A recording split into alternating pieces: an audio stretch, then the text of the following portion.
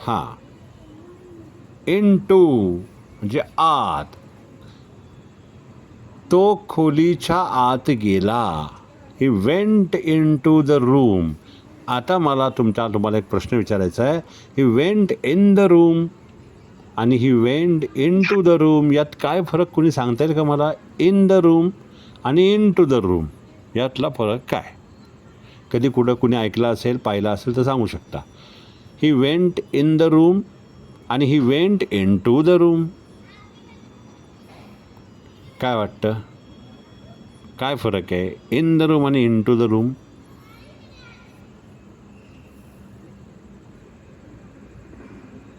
In the room म्हणजे कोणत्याही room मध्ये असतो आणि इंटू म्हणजे बहुतेक ती जी काय त्याची बेडरूम असेल किंवा तुमचं हॉल असेल इथे गेलाय म्हणून ते म्हटलं असेल.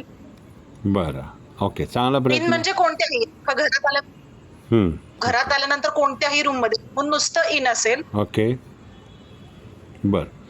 अजून कोण सांगू शकेल का? स्वप्नाली सांगायला काय आहे का पॉईंट वगैरे? मला वाटतं सर खोलीत त्यावेळेस इन येतं आणि खोलीच्या आत खोलीच्या आत म्हणलं इंटू द रूम. ओके, श्रद्धा सांगायचं का? नाही सर. बर बर, ओके.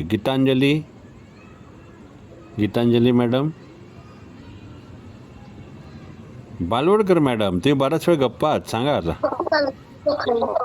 रूम म्हणजे रूम मध्ये गेला एक विशिष्ट माहिती दिली आहे ना. म्हणून तर लागलं. ओके, आता ऐका, मी सांगतो. इन म्हणजे ढोबळपणे आत. मग ते कारच्या आत, SRPF मध्ये, जसं आता नानावरे मॅडम म्हणल्या की चिन्मयी शाळा SRPF मध्ये म्हणजे आत. पण इंटू म्हणजे खोली, म्हणजे अशी एक पोकळी, ज्या पोकळीच्या आत, म्हणजे रूम 4 भिंतींची एक पोकळ आहे ना, 4 भिंतीने बनलेली, म्हणून त्याच्यामध्ये इंटू हा शब्द प्रॉपर बसलेला आहे. इन द रूम म्हणलं तरी कोण म्हणणार नाही, चुकलं तुम्ही. पण असे 4 भिंतींनी किंवा अशी एक पोकळी बनलेली आहे, त्याच्यामध्ये म्हणताना इंटू म्हणलं जातं, असा त्याचा अर्थ आहे. Got it? आता आउट ऑफ, बाहेर. ती स्वयंपाकघराच्या बाहेर आली. आता जरी संपलं ना आपला आजचा भाग, तरी पुढचं कंटिन्यू करायचं आपल्याला. हे मी नुसतंच वाचून दाखवलं असतं तर काय उपयोग नव्हता, म्हणून तुमचं थोडं रिव्हिजन पण झालं माझ्याकडून. ओके, ती स्वयंपाकघराच्या बाहेर आली. She came out of the kitchen.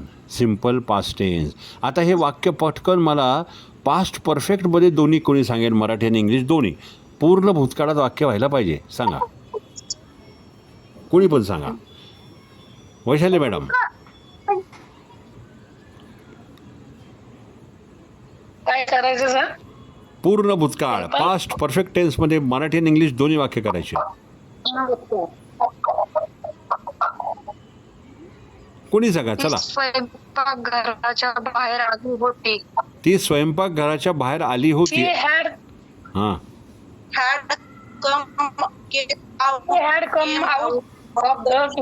हां, केम नाही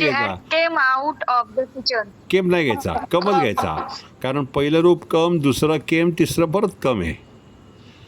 तर तिसऱ्या अर्थाने कम म्हणायचं. शी came out of the kitchen. Very good, छान छान छान.